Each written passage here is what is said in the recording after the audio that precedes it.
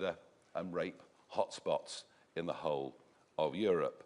And in many ways, in the run-up to the referendum in 2016, the reason that I launched that breaking point poster was to say Europe has given itself massive problems for decades to come, but we can avoid this by leaving the European Union and getting back control of our borders.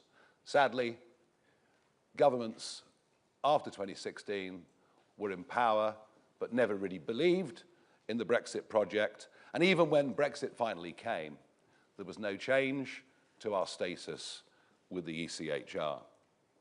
And that was why 5 years ago, single-handedly, I went out repeatedly into the English Channel, videoing, YouTubing the growing number of boats crossing the English Channel, and I made the argument that you might just as well put a sign on the White Cliffs of Dover, everyone welcome, because the chances of deportation were then, and are today, so incredibly slim.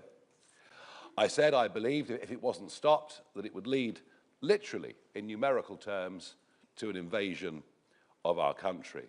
Well, under the Conservatives, 130,000 people arrived via that route. The vast majority, young males of fighting age, who willfully discard their iPhones and their passports into the English Channel at the 12-mile line. And I've been out and I've filmed that too. In the end, Boris Johnson reacted with a speech at Lid Airport announcing the Rwanda plan. But it was doomed to failure from day one because of our continuing presence as part of the European Convention on Human Rights. I have to say, the fact we've given the French over £1 billion and that their navy still escort boats from a couple of hundred yards off the beach all the way across to a 12-mile line, that is something that needs to stop. And whatever videos or pictures you see of the French police slashing boats, the fact is that the traffickers have become even smarter. And in the last 3 weeks, we've seen several launches coming from as far west as Normandy. All the while, the pull factor of coming to the UK, being able to stay, all the while that pull factor is still there. It doesn't matter how much money we give the French, the boats will continue to come. And of course, many of those that have come are people who in some cases wish us harm or do us harm. As we speak, there is a man, charming chap, Kalashnikov tattooed on his face, currently in prison in this country, who's threatened repeatedly to kill me, and no doubt that promise remains when he's out in a few months' time. But there isn't a single week that goes by where we don't see stories of serious crimes, sexual assaults, rapes, and we know for a fact that many that are now coming come with the deliberate attempt of joining criminal gangs in Britain as soon as they come. But it is worse than that. I first started voicing this again 5 years ago to say this would become, or could become then, a national security emergency. And that is exactly what it is. Repeatedly, I've asked the Prime Minister, well, the last Prime Minister, Keir Starmer, in PMQs, whether he would declare a national security emergency. 2 months ago, I told the Home Secretary and the House of Commons that I had it on the highest authority that the Iranian regime was using the Channel crisis to put their own operatives across the English Channel. I was met by shouts of shame on you. Well, shame on them, because once again it proves that I was ahead of the curve on this, and indeed that is what is happening. So Operation Fortress will be a combined military operation. It will save lives, it will help the French in fulfilling their job of stopping the boats, and it will save a huge amount of money.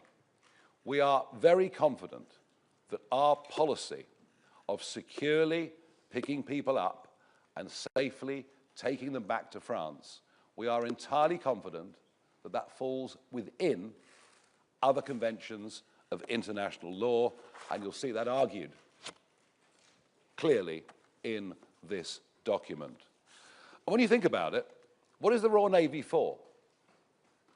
If the Royal Navy is not there to protect this country from invasion, then frankly, I can't see what its purpose is.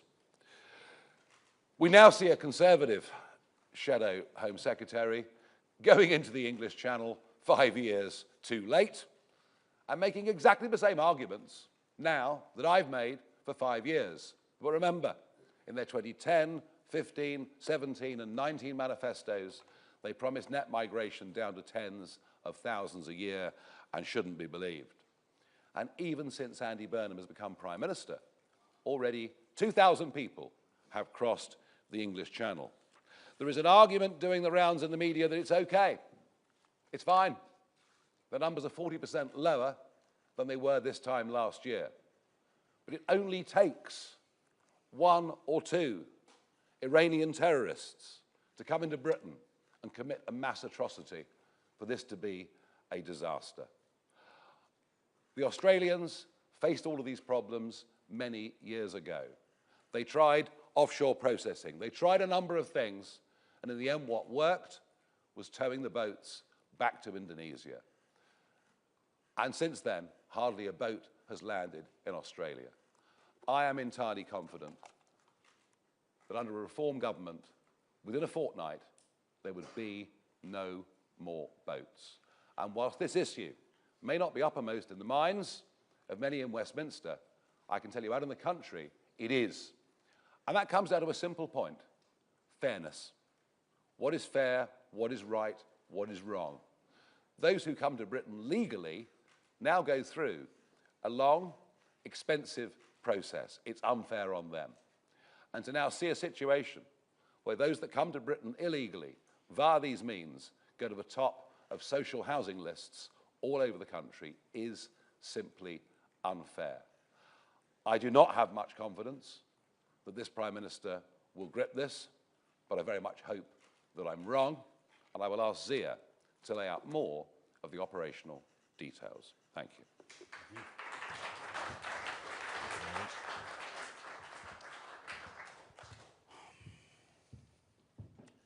A nation that cannot control its borders is not a sovereign nation, and Britain is being invaded. For decades, Tory and Labour governments promised to get tough on illegal immigration, and yet year after year after year, tens of thousands of fighting-age males have arrived on our beaches. In fact, the total number of illegal immigrants in this country now stands at well over 1 million. The United Kingdom is being invaded. Over 200,000 people have landed illegally on our shores over 8 years. Now that's a staggering figure, and it exceeds the total number of Allied troops who stormed the beaches of Normandy on D-Day. Those who arrive are unvetted, mainly military-aged men from Iran, Afghanistan, Syria, and Iraq. Now, they have been rewarded for this by a political class that puts them up in hotels at the British taxpayers' expense, given free meals, free healthcare, free TV licenses, and even free trips to the safari park and to the cinema. And never forget, as Nigel said, that it was the Tories that allowed 130,000 to arrive. Labour is simply continuing their betrayal. Even those that commit heinous crimes are routinely defended by so-called human rights lawyers who succeed in preventing even convicted rapist illegal migrants from being deported. All thanks to Tory and Labour politicians who prioritise the rights of foreign citizens over our own. Now, some of those arriving illegally by boat have already attempted terrorist attacks on our soil. Some have committed gruesome murders, like on the night of the 20th of October 2024. A 27-year-old young lady called Rhiannon White had just finished her shift at the Park Inn Hotel She was on the phone to a friend as she walked to the railway station. While she was on the platform, a Sudanese man inexplicably stabbed her 23 times with a screwdriver. She died in hospital 3 days later. Her killer, Deng Majek, had arrived in the UK illegally on a small boat 3 months before the attack.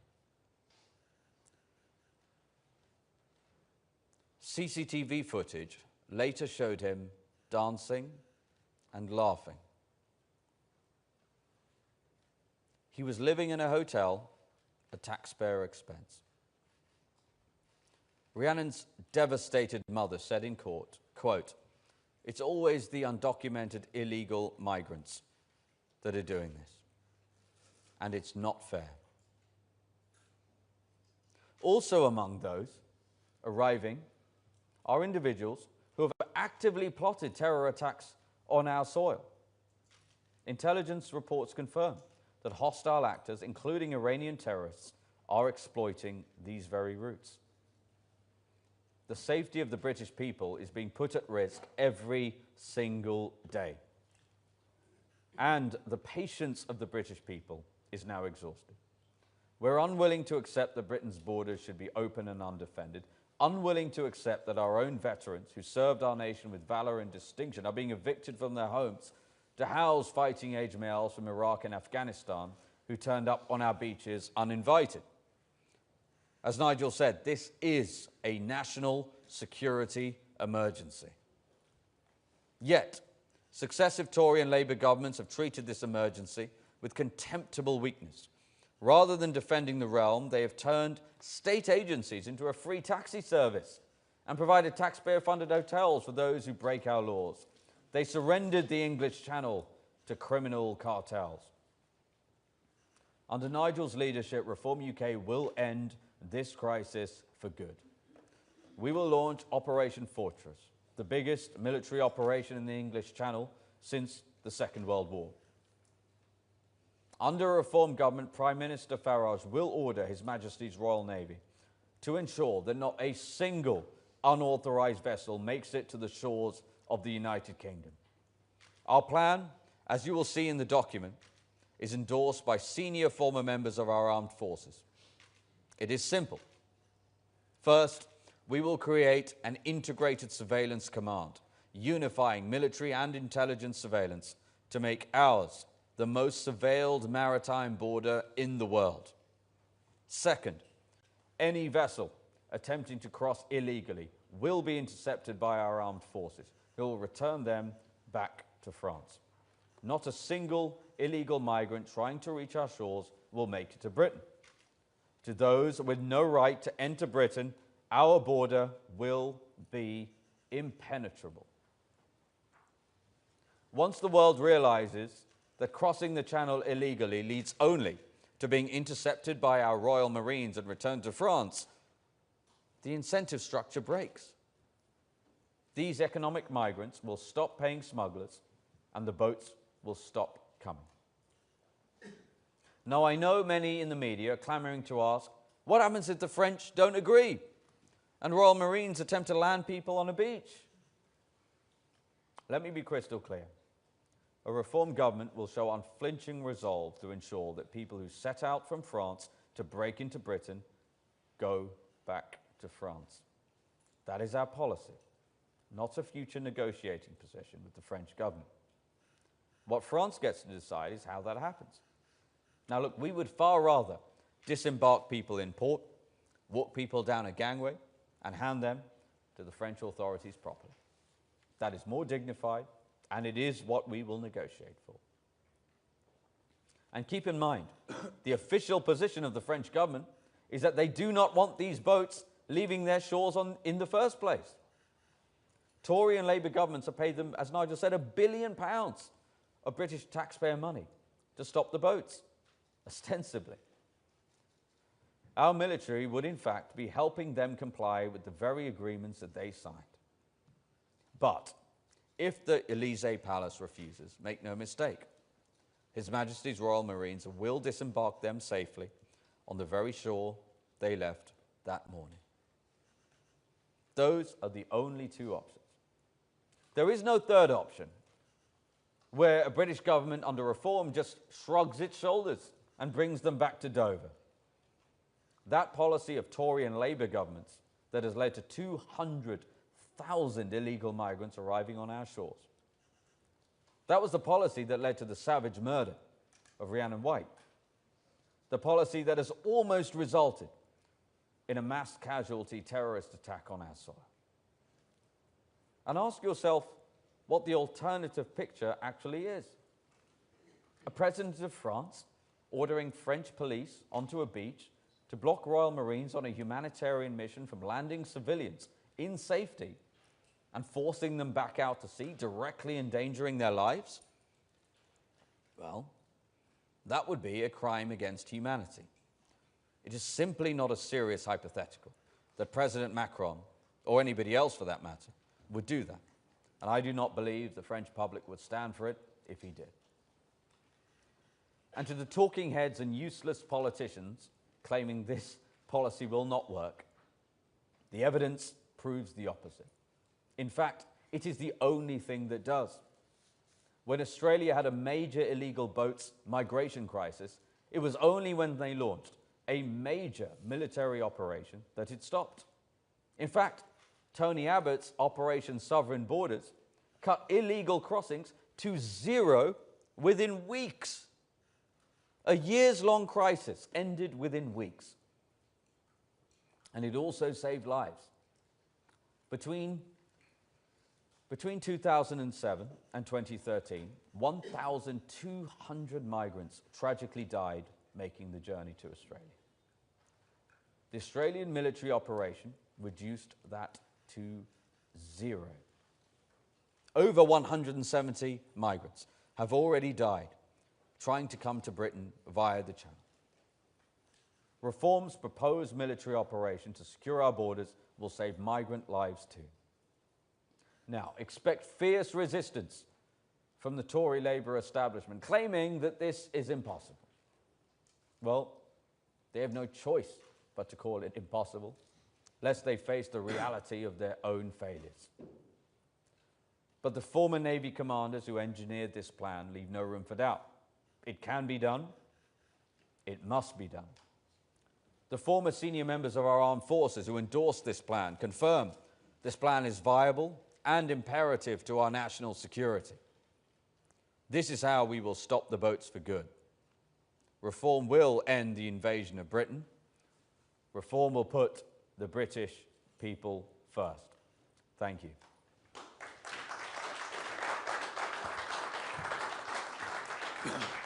Thank you, Zia. We've got one or two questions, starting with Henry Zethman from the BBC.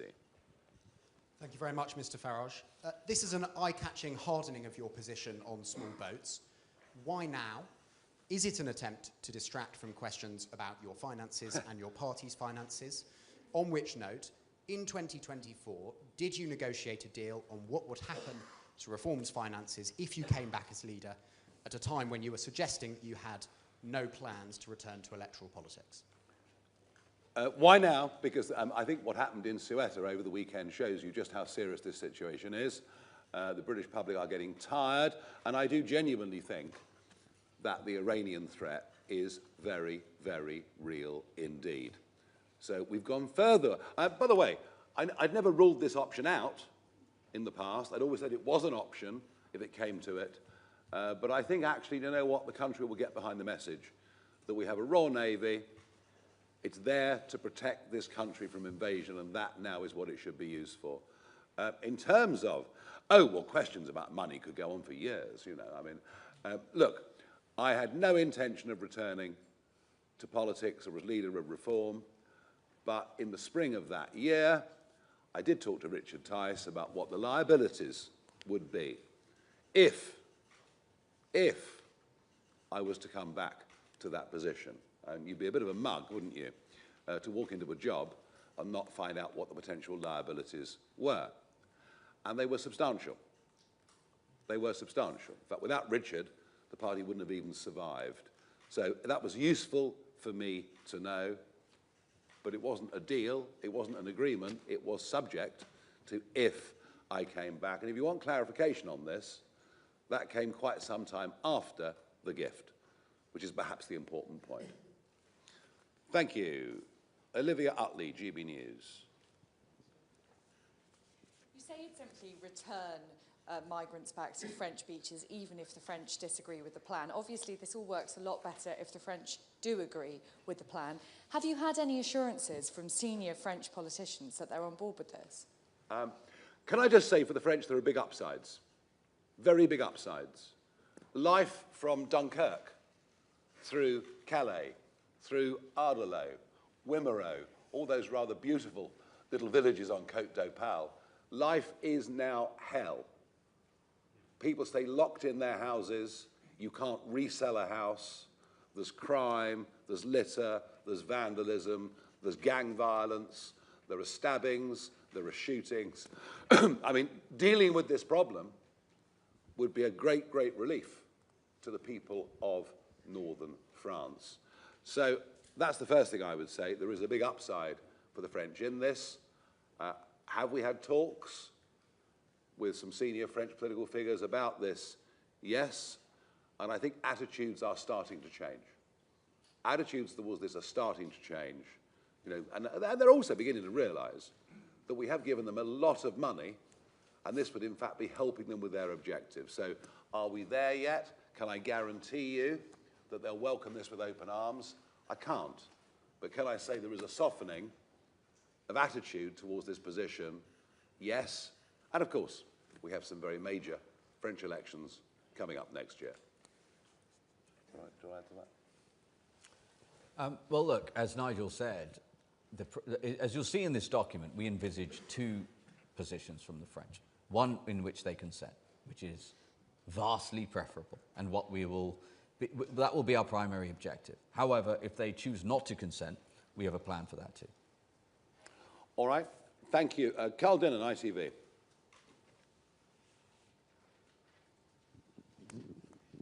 Thanks very much. Over here. Just to be clear, so you seem to be saying that if the French do not consent to accepting these people back, you are going to order the Royal Marines to land on French beaches against the will of the French to offload these people. Is that legal? And secondly, you seem to have just admitted that you were considering returning as reform leader in the spring of 2024. Can you be absolutely clear and honest? When did you start thinking about returning to Parliament and becoming the leader of the Reform Party? I was being bullied for months and months and months by lots and lots of people. You've got to come back, you've got to come back, you've got to come back. I said, no, no. I mean, to be honest with you, I was probably 60-40 in favour of going to America because there was an exciting 6 months coming up over there. So all of this was provisional. None of us ever quite know what we're going to do next in life. And look, you know, when Rishi called the election, I just thought, well, the hell with it, I'm not going to do it, and that's that. And then yet more guilt was piled upon me, and I reluctantly at the last minute changed my mind. But no, there was no plan to come back at all. There were lots of people asking me to, all right? Simple as that. Sorry, the first part of your question specifically. What's the legality of sending the military to land on French beaches? Saving lives at sea. Saving lives at sea under international law when people are in, and these big mega dinghies, you saw one last week with 165 on, 90 to 100 is now common. If you've ever seen one of them, and I've seen many of them, they're built for one trip. They've got balsa wood glued in the bottom. It is astonishing that we've not had a mass casualty event for some time. And indeed, the last big one happened at night, and there just happened to be a scallop boat next to them. Otherwise, that would have been 40 gone. And you're going through the world's busiest shipping lanes. You're prone to fog. Actually, picking these people up out of flimsy boats and returning them to the nearest safe destination and to a safe country, we believe is entirely in keeping with the international law of the sea, going back for, gosh, I mean, well over 100 years. Now, that doesn't mean the French government themselves will welcome it, but hey, we've given them £1 billion to stop the boats, we're just helping them. Yeah, and I would add to that. Obviously, our position is one of the first things Nigel will do as Prime Minister is lead the ECHR, but an article of the ECHR it demands that you protect life. The laws of the sea, the prevailing obligation on anybody who comes across a vessel in distress is to protect life. That is exactly what we would be doing. And by the way, find me another route in which, in between two developed countries, two first world top 10 economy countries, or 1 in every 100 people making the journey are dying. Every single one of those vessels, those people are in distress. They need to be rescued. Listen, our priority is Britain. We don't want any more British people to be murdered by illegal migrants coming across the channel. We don't want a mass casualty terror attack, but we also don't want any migrants perishing tragically trying to make the journey. That is our position. If people want to take a different one, that's up to them. Alex Rogers, Sky News. Question for Nigel. Last year, when you announced your policy for mass deportations, you said the boats would start coming in days because there will be no incentive. Why then do you need this policy of involving the Navy? And a second, if I may, your former MP Rupert Lowe has offered you a pact of working together. You haven't explicitly ruled it out, but can you rule it out now? And are you able to offer reassurance to your colleagues who defected from the Tories that you would never do a deal that would see them lose their cabinet positions? Right. Look, this does not replace Operation Restoring Justice, not a bit of it. What it does is to update Operation Restoring Justice, which did, as an option, say we would consider this as the next step. Do you know, the British public are sceptical that anybody, any government, that allows people to come in, be processed through Dover and Manston, will ever actually get the legal frameworks right to deport them. Even though we assure them that we'll do all of these things, this, I think, puts it out in starker, clearer terms. It's very easy to understand the concept that the Royal Navy is there to protect against foreign invasion. And actually, you know what? The 1971 Nationality Act still applies, that it is an offence to illegally enter our country. It's just that the last two governments don't seem to have cared about it. On the Rupert Lowe stuff, well, my understanding is that he had a bit of a fallout last week with the Conservatives, who, you know, he had been working quite closely with for some time. You know, he said that he had a deal with the Conservatives, and Kemi Badenoch said they had an arrangement. I don't know what that was. My understanding is there was a bit of a fallout. Now, look, I mean, if you want to do a political deal with somebody, you know, you would contact them privately and not do a 12-minute video. That said, I did actually reach out back yesterday to him. I did say, look, should we have a call? I haven't heard back yet, so I don't know what the sincerity of this is. But it seemed to me that he was sort of, more than anything, perhaps putting out this gesture, saying, look, I'm the good guy, Nigel's the bad guy. Well, that's not the case. If you look at my history, you know, in politics over the last few years, I am prepared to do things that make sacrifices if I believe it's in the national interest. I certainly did that in 2019, and I would do whatever I could for us to have a sane centre-right alliance that beat Labour at the next general election. But I don't ditch my friends, I don't ditch my allies, whether that's Suella Braverman or Posh George. You know, I do not ditch people because somebody else wants me to. And there's an irony in this, which is that 2 years ago, Rupert Lowe said what a fantastic job Jenrick, Braverman and Kruger were doing inside the Conservative Party. And, you know, unlike Chris Philp, who failed completely, but now wants us all to forget it, in the case of Braverman and Jenrick, they resigned from their positions in their frustration that the government wouldn't get a grip. So that would not be a part of a negotiation. In broader terms, look, you know, you could see a situation where Restore, without the hope of winning anything outside Great Yarmouth, I mean literally without a hope of winning a single seat in the country, could do us great harm.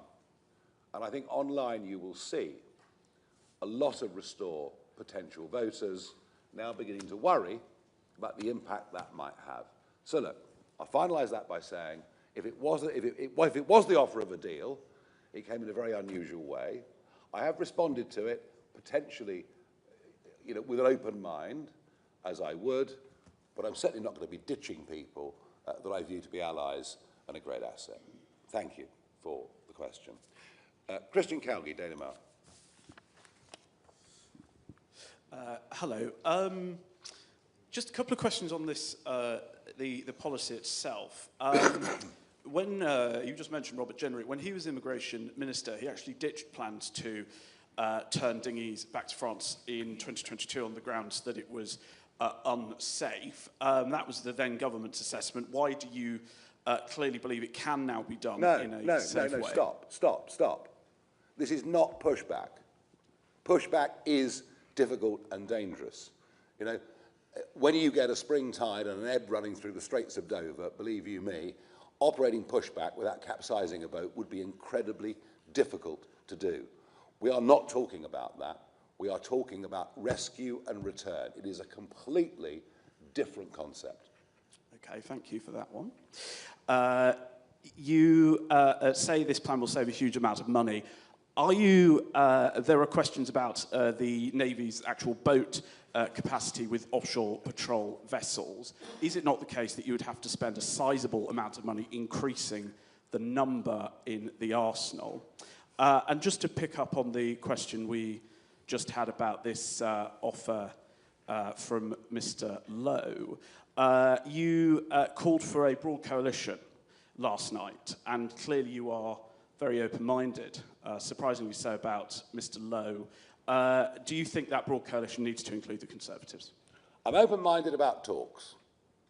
I'm open-minded about talks with people who I think share a similar, albeit in some cases slightly different, objective. And I've always been open-minded. I'll talk to anybody who's got a similar goal to me. The difficulty with the Conservatives is, how can I believe a word Chris Philps says? How can you tell people in 4 consecutive manifestos you'll reduce illegal migration and deport those that come illegally, and do the opposite? And if they've done it for 4 manifestos in a row, why on earth should I or the public believe them on a 5th? That's how I see that right at this moment in time. Okay, I don't think what no one's really got a grip on here is the sheer scale and cost of what happens in the English Channel every single day. I know this subject well. Go to Ramsgate Harbour. You will see 4 great big cutters. Those cutters are used by Border Force, but of course, we would have Border Force working in conjunction, in many cases, with Royal Marines, soldiers, whatever else made this joint military operation work. So those boats are there, they're fully staffed, they're fully manned, they're available, and it won't cost any more than it's currently costing, frankly, to operate. You've also, in Ramsgate Harbour, got 2 other boats on big 7-figure money. Do you know what their job is? To go up and down the channel and pick up the empties. Literally millions of pounds a year just to pick up empty dinghies and take them back to Ramsgate. Go to Lydd. Go to Lydd Airport, where you'll see spotter planes, a gigantic drone, a small drone, other spotter planes from Norfolk, sometimes coming down to help. And then, of course, you've got the RNLI, who, whilst that's not taxpayers' money, but still money, on a busy day, you'll have the lifeboats of Ramsgate, Walmer, Dover, Dungeness, Rye, and even Eastbourne. If you literally came out and saw the mass scale of operation, the daily operational cost of hundreds of thousands of pounds a day, you would realise we've actually got the kit already. We've just not chosen to use it to stop people from coming. The only upgrade that would be needed here would be for a couple of naval patrol vessels to be in the Channel, and as I understand it, there are 3 of those currently at sea around the United Kingdom.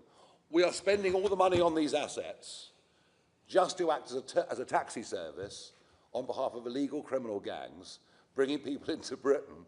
I'm not upping the cost, I'm just saying these people will not be allowed to come. Okay. Raheem Kassam, National Pulse. Thank you both. I'm sure it wouldn't have escaped your attention this morning that the first question you got was unrelated to the subject of the press conference, and I kind of wondered what are your thoughts on how the mainstream media has been treating you and those around you recently. You know, last week we broke a story that the Prime Minister's new Chief of Staff co-authored a report denying the grooming gang scandal alongside a convicted paedophile. And yet it doesn't get coverage in the mainstream media, but they will go through, you know, every member of your family's addresses and all of that stuff. So what is your thoughts on that? And then secondly, in terms of Rupert Lowe, wouldn't it have been better, rather than him doing a 12-minute video, very well produced, interesting music bed and all of that, to just start by saying to the people that he abused in Reform the words, "I'm sorry"? Well, look, as far as that's concerned, I mean, Restore have spent most of their time attacking Reform and attacking Reform individuals endlessly, relentlessly. They haven't until now criticised the Conservatives at all. There was some kind of deal between the two. Don't ask me what it was. I just know that it erupted and blew up last week. So you might see a change of tack on that. Look, you know, I mean, there is this myth that I fell out with Rupert Lowe. It's not true. Everyone fell out with Rupert Lowe. I mean, and it was the screaming, the shouting, the threatening, the legal writs. Everyone fell out with him, all right? But look, you know, if you have to speak to people or make arrangements with people that you've previously fallen out with, if there is a greater good to be had from that, then I'm not closing my mind to it. Sorry would be nice, but I would have thought unlikely to be forthcoming. Look, I just feel that there's been a one-sided pile-on against Reform. I don't think people's family members would be... I don't think Kemi Badenoch's family members or Andy Burnham's family members would be subject to the harassment and increased security risk that mine have been. I've only spoken about a very little part of this. I don't believe it would happen. And, you know, if every time the name George Cottrell is mentioned, you write career criminal next to it, well, please make sure, folks, in the interest of fairness, you do the same with Louise Hay, and you make sure every time that Johnny Reynolds is mentioned, you do put next to it the fact that he had a false CV and that Angela Rayner didn't pay her tax. I think, you know, without appearing to be whingers, I do think we have come under a level of attack that would not be seen by another party if it was part of the establishment, which we're not. Let's go on to Peter Schnettwanger's Daily Telegraph. Morning, Nigel. You mentioned there earlier in one of the earlier questions that you were open-minded to a deal and then in a conversation with Mr. Lowe. He set out these red lines under which he would do some sort of pact. What are your red lines? I said I'm open-minded to a conversation. A conversation is different to a negotiation. I opened the door to that conversation yesterday, late morning, and at the moment I haven't yet had a reply. We will find out whether he genuinely wants to have talks. If he does, then we'll start to negotiate. But you know, these things, if anything like this was to happen, it would not happen overnight. It would go through a whole series of stages. As I say, whatever's been said in the past, you know, I'm prepared to put that aside and have a conversation. But I'm not going to commit myself to anything more than that right now. And he seems to have given us a shopping list, some of which I have no desire to meet. Interestingly, on policy terms, you know, actually most of the things he talks about are things that I've championed for over a quarter of a century. We'll see. Thank you very much. Michael Knowles from The Express. Thank you, Nigel. Your policy document indicates that the Royal Marines and the Royal Navy will have the potential to use lethal force in self-defence or in the defence of others. Would that include a situation where a migrant is trying to sink the dinghy to avoid detention? And just following on from our investigation that was on the front page this morning, should foreign criminals be banned from dispersal accommodation? Thank you. Shall I take the... Yeah. So let me just address the one with regarding to weapons posture and lethal force in this operation. That specific scenario you're talking about, those are going to be left to the operational decisions of commanding officers in our armed forces at a given time. The context of us saying that this military operation will give the Navy the ability to use lethal force, it's a very specific thing. It is where our intelligence agencies have confirmed the presence and have confirmed identification of, for example, an IRGC fighter, whom they have intelligence is on their way to Britain to commit a mass casualty attack, to commit an atrocity.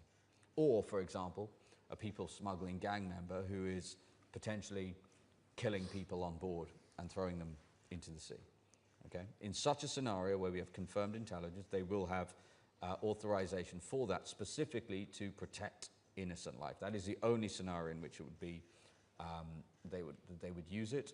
The specific scenario you're talking about would be, as I said, down to operational decisions by the military. But as Nigel said, as I have said, this is a humanitarian mission. Operation Fortress is a humanitarian mission. It is a rescue mission, as we saw with Operation Sovereign Borders in Australia, that reduced deaths from 1,200 in the preceding 6 years to 0 within a matter of weeks and into perpetuity. This operation will save innocent lives. If you're in the separation zone approaching our 12-mile line and you see our cutters or our ribs or one of our patrol boats there waiting for you, there's not much point slashing the dinghy and going in the water because we are going to act very quickly to save you and take you back to the nearest safe point, which will be a French port. It just wouldn't work. It just wouldn't work. What they have tried, I will say this, what they have tried to do is dinghies leaving French beaches. In the early days of this, I'm talking 1819, those years, in the early days of this, when the French Navy approached them to do their job, and by the way, if I leave Boulogne Harbour on a pleasure boat and I'm not licensed in France, I will be impounded and finish up in the magistrate's court the next day. So when these dinghies started leaving from French beaches and the naval rib would go up to one of them, they'd hold a child up and threaten to chuck the child in the sea if they were apprehended. That was what made the French Navy nervous in the early days. But they felt they could do that because they knew once they got to 12 miles from the UK that they would be taken in. This whole thing reverses. This whole thing reverses. Everyone's job becomes easier. The French Navy's job becomes easier. The French police's job becomes easier if we are absolutely clear that you are not coming past that line. You are not going to be allowed to stay in Britain. You will not be able to claim refugee status if you come via this route. So to sink a dinghy under that new set of rules would be entirely self-defeating. Thank you. Tom Scottson from The Sun. Thank you. The Sun today revealed that taxpayers are forking out £8,000 every time French police stop a small boat migrant. Would you continue to honour this deal if Reform were in government? And my second question for Zia. Rupert Lowe was actually originally suspended because of threats of physical violence towards you. Would you feel threatened if he was let into the fold or some sort of alliance in any way? Look, all these deals with the French, we have just handed over more and more money. The more money we hand over, the more migrants that come. Would appear to have been the deal for most of it, perhaps not the last year. As I repeat, if this operation that we talked about today was put into practice, it would, in short order, save this country certainly 2, maybe 3, maybe more billions of pounds every single year. And the long-term saving of it would be absolutely enormous. Are you frightened of Rupert?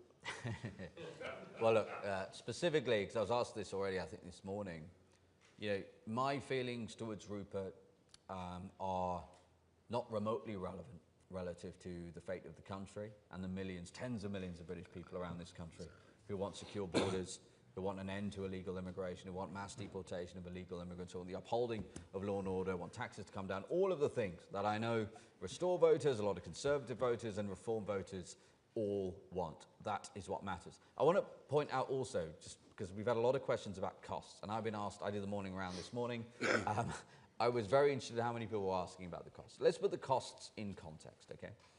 So if you just take the last 5 years and you just look at how much the British taxpayer has been forced to pay just for accommodation, forget about all the other costs, just the accommodation in hotels and HMOs for illegal migrants coming across the channel illegally, i.e. the very people subject to this policy. Do you know what we could have done with the money?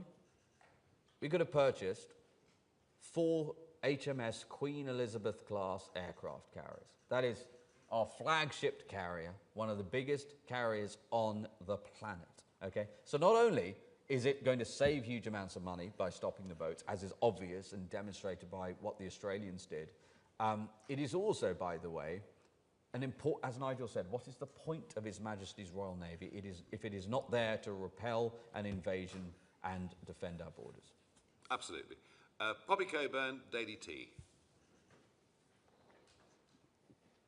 You say in your own document, and you use the example of Operation Isotrope, and you quote a Navy source saying that pushbacks are not part of their ethics. Now, your plan, you say, is not about pushbacks, but correct me if I'm wrong, it is about forcibly escorting boats back. Do you think this plan will align with the Navy's ethics? No. No pushbacks, no escorts. We're not escorting anybody anywhere. We are recognising that a flimsy dinghy with a balsa wood bottom and a dodgy outboard is a dangerous situation for human beings to go in, which could go wrong at the drop of a hat, right? And so what we are doing is we are rescuing those people from a dangerous situation and taking them back to the safest next point, which is where they come from a very safe country. And, you know, Isotrope got that wrong. They hadn't thought that through fully. Plus, let's be frank, they didn't have the will to carry it out anyway. So when I saw the Royal Navy vessels in the channel that Pretty had put there, well, it was great for a photograph, but it didn't actually achieve anything. So this is a completely different concept, and one that we absolutely, and you know, the arguments are made in here, but one we believe really does actually work inside all the accepted rules of maritime law. And can I just add that anyone who's dealt with lawyers of any sort, which is sadly probably everyone in this room and everyone watching this now these days, will know you can find a lawyer, if you pay them, they'll give you any opinion you want. That, the thing you just cited there, that opinion you just cited there, has never been tested in court. And so as Nigel said, not only are we doing something different, you know, if somebody wants to cite a legal opinion, well, put it alongside. You saw that BBC, of all people, was the BBC. Do you remember they undercover found lawyers, qualified lawyers, helping illegal migrants commit fraud in order to be able to stay in this country. So it was never tested in court, and as Nigel said, we're doing something very different anyway. Absolutely. Adam Cherry, Guido Fawkes. So as you mentioned, the Channel is one of the busiest commercial shipping routes in the world. And obviously, if you've got a more significant naval presence there, are you worried about the impact that will have on businesses pulling out? No. No, the shipping lanes are very, very clearly defined. Both the east to west route, which is the northern route, and the west to east route. And these lanes surprise you actually how narrow the shipping lanes are. And yeah, sure, they're incredibly busy.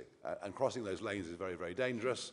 But the waters in which Border Force and Navy, Marines, Army, etc. would work are comfortably within those two lanes. And you know, think about it, cross-channel ferries go back and forth every day and manage just about to navigate their way through. It is a very dangerous place. I mean, one thing, Adam, I'm amazed. You know, when you're out there and, you know, Coast Guard knows there isn't a migrant boat or migrant boats, they're constantly putting out warnings on Channel 16. And so the big tankers, ships are on the lookout. But, you know, all it needs is one foggy day and it'll wipe out 100 people. I'm amazed it hasn't happened. I literally am amazed we have not had more. Lots of little disasters. 170 dead that we know of. I'm sure the figure is much, much, much higher than that. But no, this policy will stop and take away that risk of mass casualties. Thank you, everybody. Thank you. So, Zia, you're going to stay and do one-on-ones. We'll do a quick picture together, yeah? Where do you want us? Just here? There we go. You hold that up there. Oh, bother that.